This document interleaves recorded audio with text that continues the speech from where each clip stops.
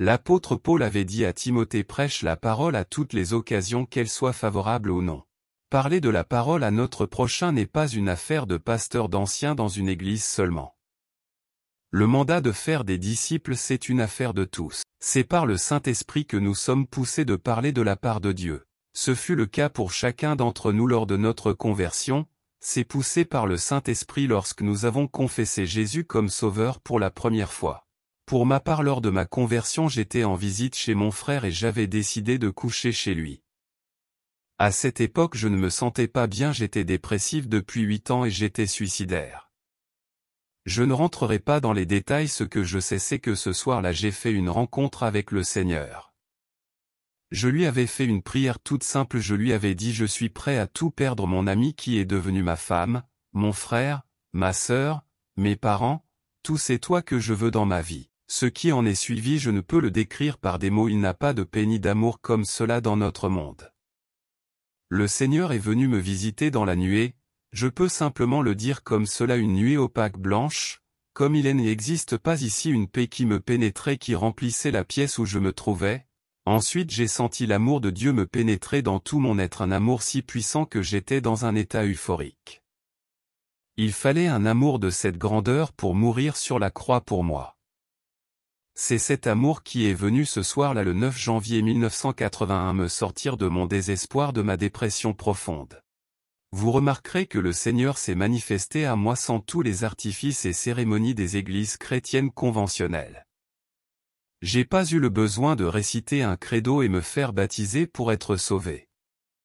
Le larron sur la croix qui a confessé le Seigneur en disant: souviens-toi de moi quand tu viendras dans ton règne, Jésus lui avait dit: tu seras aujourd'hui avec moi au paradis. Le problème dans les églises traditionnelles, c'est que nous avons fait la déclaration d'un credo, un acte cérémoniel, pour ne pas dire sacramentel, comme quelque chose que nous devons dire sans bien comprendre. Alors comment comprendre le texte de Romains chapitre 10 versets 9 à 10 que nous voyons sur ce vidéo? Dans un premier temps, le verbe confesser est un temps présent continu dans le grec, ce qui veut exprimer que la confession de foi est une action que le croyant devra effectuer tout le long de sa vie. Dans un deuxième temps, comment comprendre le futur de cette première phrase dans ce verset: tu seras sauvé? Sauvé de quoi? De l'enfer? Je ne le crois pas. On parle ici de la croissance, de la maturité du chrétien. Il sera sauvé de lui-même, de sa vieille nature déchue en la clouant à la croix. Cette transformation finale se finalisera au retour de Jésus.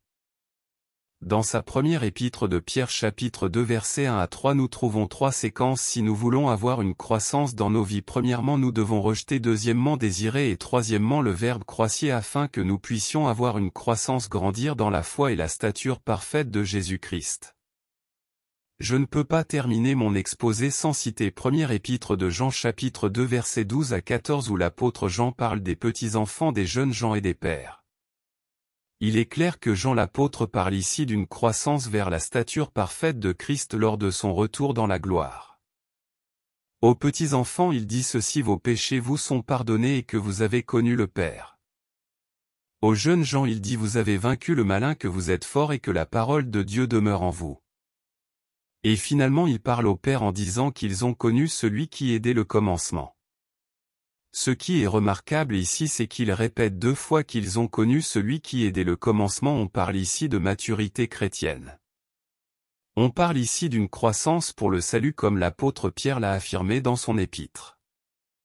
Merci de votre écoute.